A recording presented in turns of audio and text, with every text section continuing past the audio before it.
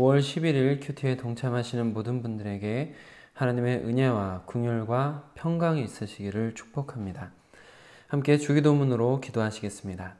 하늘에 계신 우리 아버지, 아버지의 이름을 거룩하게 하시며 아버지의 나라가 오게 하시며 아버지의 뜻이 하늘에서와 같이 땅에서도 이루어지게 하소서.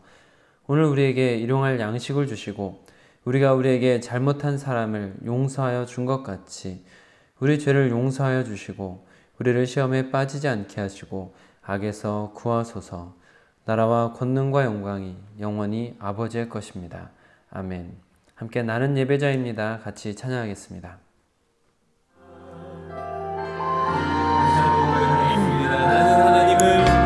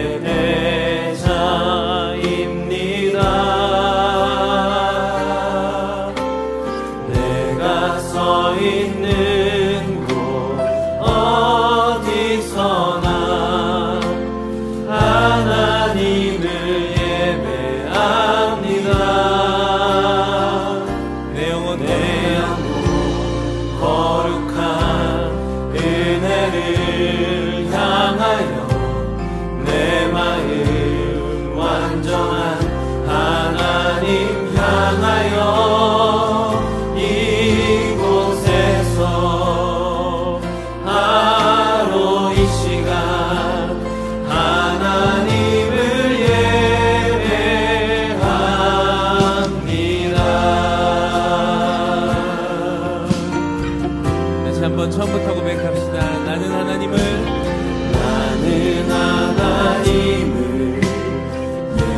예배하는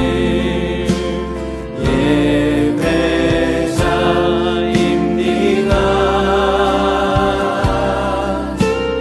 내가 서 있는 곳 어디서나 하나님을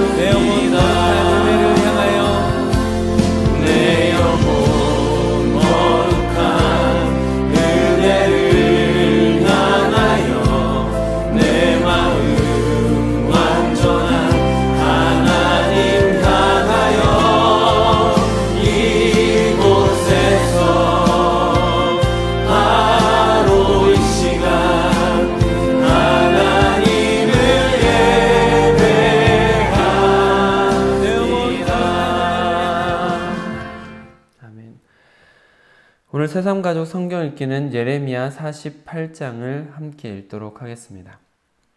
오늘 우리에게 주시는 하나님의 말씀은 요한복음 18장 19절로 27절 말씀입니다. 날마다 솟는 샘물 큐티 책으로는 50쪽에 있습니다. 요한복음 18장 19절로 27절 말씀을 저와 여러분이 교독으로 보시고 마지막 절은 함께 읽도록 하겠습니다. 대제사장이 예수에게 그의 제자들과 그의 교훈에 대하여 물으니 예수께서 대답하시되 내가 드러내놓고 세상에 말하였노라. 모든 유대인들이 모이는 회당과 성전에서 항상 가르쳤고 은밀하게는 아무것도 말하지 아니하였거늘 어찌하여 내게 묻느냐. 내가 무슨 말을 하였는지 들은 자들에게 물어보라. 그들이 내가 하던 말을 아느니라. 이 말씀을 하심에 곁에 섰던 아랫사람 하나가 손으로 예수를 쳐 이르되 내가 대제사장에게 이같이 대답하느냐 하니 예수께서 대답하시되 내가 말을 잘못하였으면 그 잘못한 것을 증언하라. 바른 말을 하였으면 내가 어찌 나를 치느냐 하시더라. 안나스가 예수를 결박한 그대로 대제사장 가야바에게 보내니라. 시몬 베드로가 서서 불을 쬐더니 사람들이 묻되 너도 그 제자 중 하나가 아니냐? 베드로가 부인하여 이르되 나는 아니라 하니 대제사장의 종 하나는 베드로에게 귀를 잘린 사람의 친척이라 이르되 내가 그 사람과 함께 동산에 있는 것을 내가 보지 아니하였느냐? 이에 베드로가 또 부인하니 곧 달기 울더라. 아멘.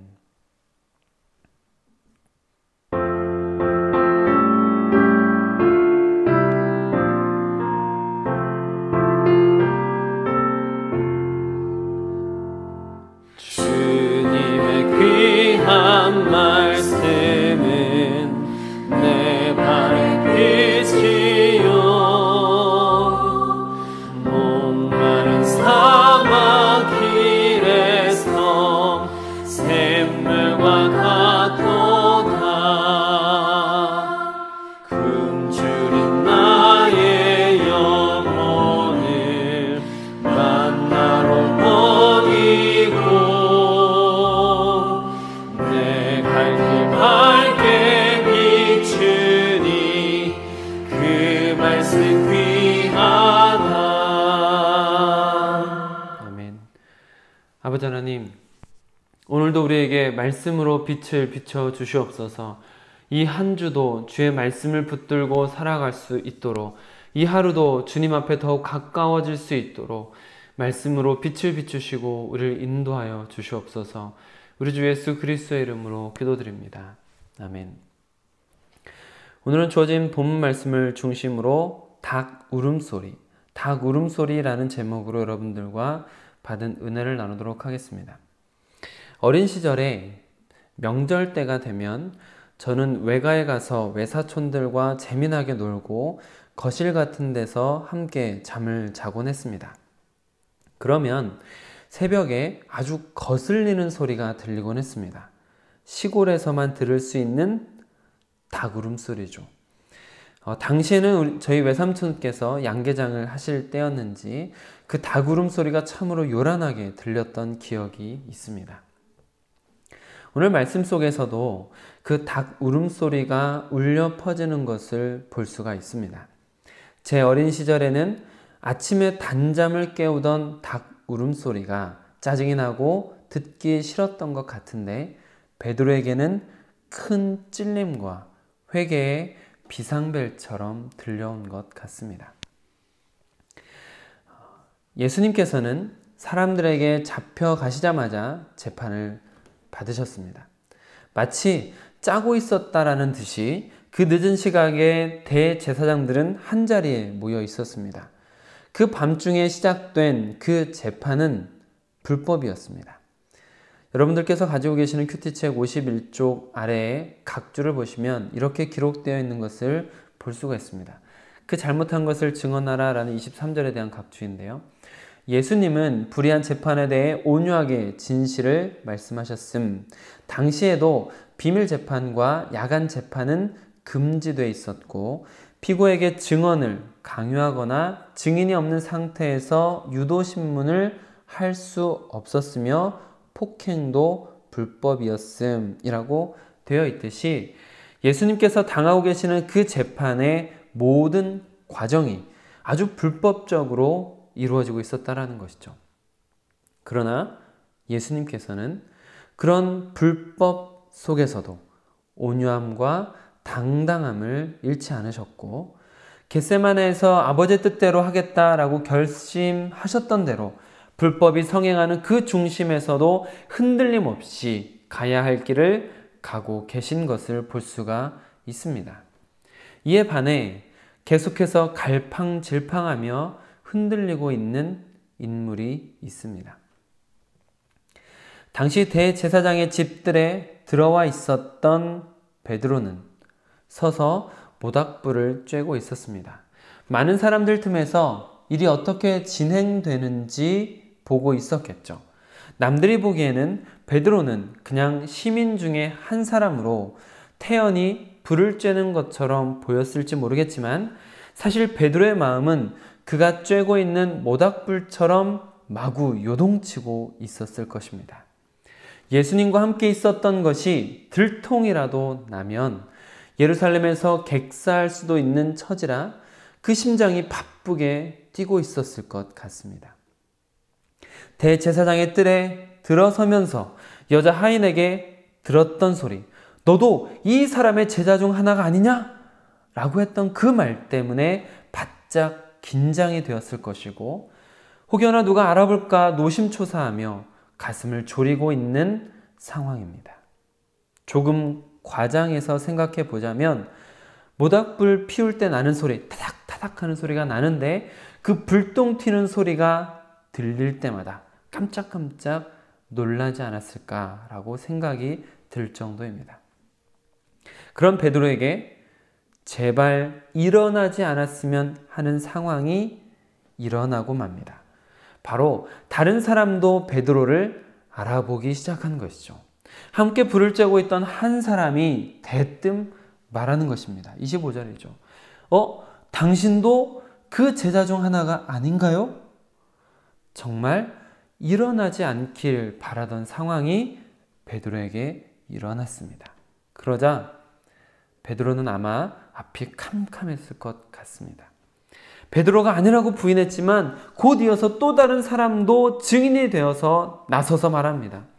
그 사람은 베드로가 동산에서 귀를 잘랐던 말고라는 사람의 친척이었고 예수님께서 체포되실 때 함께 있었던 사람입니다. 그렇기 때문에 베드로를 알아볼 수 있는 것이죠. 그 사람이 말합니다. 당신이 저 사람과 함께 그 동산에 있는 것을 내가 봤는데 어디서 거짓말이요? 당황하여 사리 판단도 흐려졌을 법한 베드로가 그 상황에 할 수 있는 것은 그저 오리발을 내밀며 아니라고 잡아떼는 것밖에 없었던 것 같습니다. 그렇게 예수님을 모른다고 부인하던 베드로에게 바로 이어서 들려온 것은 바로 달개 울음소리입니다. 그리고 그 달개 울음소리가 들리자마자 베드로의 뇌리를 스치는 이야기가 있었을 것입니다. 예수께서 대답하시되 네가 나를 위하여 네 목숨을 버리겠느냐? 내가 진실로 진실로 내게 이르노니 닭 울기 전에 내가 3번 나를 부인하리라. 예수님 앞에서 호기롭게 다른 사람이 다 예수님을 떠나도 나는 떠나지 않을 것입니다. 설령 죽는 한이 있더라도 예수님을 떠나지 않겠습니다. 라고 호언장담하던 베드로는 달개 울음소리를 통해서 불과 하루도 지나지 않았는데 무너져버린 자신의 처지를 보게 된 것이죠. 그 자신의 모습을 보면서 한없이 부끄럽고 죄송한 마음이 들었을 것 같습니다. 자신의 나약한 본성을 보고는 괴로웠을 것입니다. 그러나 베드로는 그 닭 울음소리로부터 도망가거나 못 들은 척 외면하지는 않았습니다. 자신의 연약함을 인정하고 하나님 앞에 회개하는 기회로 삼았습니다. 마태복음 26장 75절입니다. 이에 베드로가 예수의 말씀에 닭 울기 전에 내가 3번 나를 부인하리라 하심이 생각나서 밖에 나가서 심히 통곡하니라.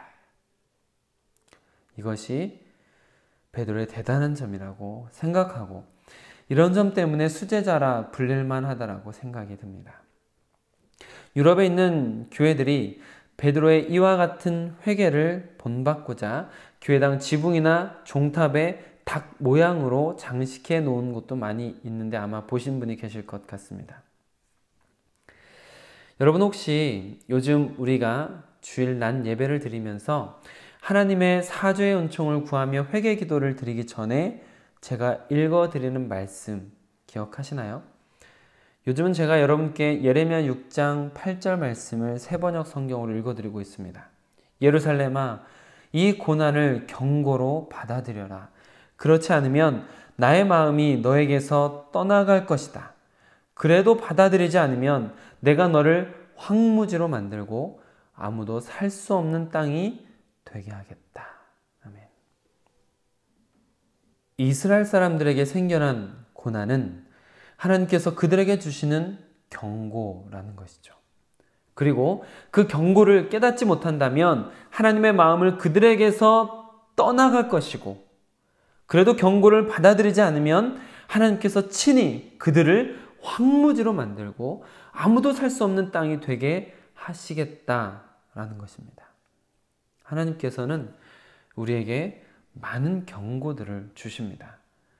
그러나 그 경고들은 돌이켜 생각해 보면 우리에게는 살아날 기회다라고 볼 수 있습니다. 베드로는 닭을 통한 하나님의 경고로 깊은 회개와 살아날 기회를 얻은 것이죠. 베드로는 닭 울음소리를 하나님께서 정신을 바짝 차리게 하시려고 들려주시는 경고의 비상벨로 들은 것 같습니다.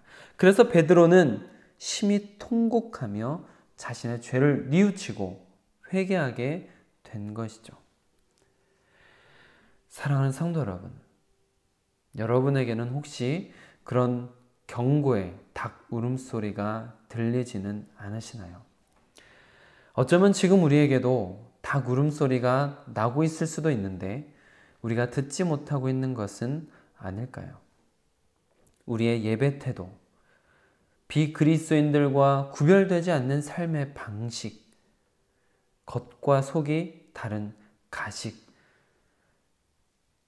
남을 배려하지 않고 막 내던지는 말들, 내면에 숨기고 있는 음란하고 더러운 죄들을 향해서 하나님께서 비상벨을 울리고 계시는 것은 아닐까요? 만약 그 경고의 닭 울음소리를 들으실 수 있다면 살아날 기회를 얻은 것인 줄 믿습니다. 오늘 여러분께서 함께 기도하시면서 나의 주장, 나의 요청을 담은 나의 목소리는 조금 줄여보시고 겸손히 하나님의 음성에 귀를 기울이시며 나에게 들려오는 닭 울음소리는 무엇인지 회개하고 돌이킬 수 있는 기회를 잡으시는 시간을 가지시면 좋을 것 같습니다. 기도하겠습니다. 아버지 하나님, 우리의 영의 귀를 열어주시길 원합니다. 그 영의 귀로 하나님의 음성을 듣기에 앞서 우리를 향해 경고하시는 닭 울음소리를 듣게 하여 주시옵소서. 하나님 앞에 거룩하지 못하고 늘 부족하고 연약한 나를 돌아보며 죄 가운데 주저앉아 있는 우리를 향한 닭 울음소리를 듣게 하여 주시옵소서. 어쩌면 세상에서 들려오는 떠들썩하고 시끄러운 소리들 때문에 듣지 못했던 나를 향한 경고를 듣게 하여 주시옵소서. 나를 향한 닭 울음소리를 들어 오늘 회개의 기회, 살 기회를 얻도록 허락하여 주시옵소서. 우리 주 예수 그리스도의 이름으로 기도드립니다. 아멘. 오늘 함께 기도하실 때는 지난 주일, 어제 주일 예배 설교를 기억하시면서 함께 울고 함께 웃는 교회가 되게 하옵소서라고 함께 기도하시면 좋겠습니다.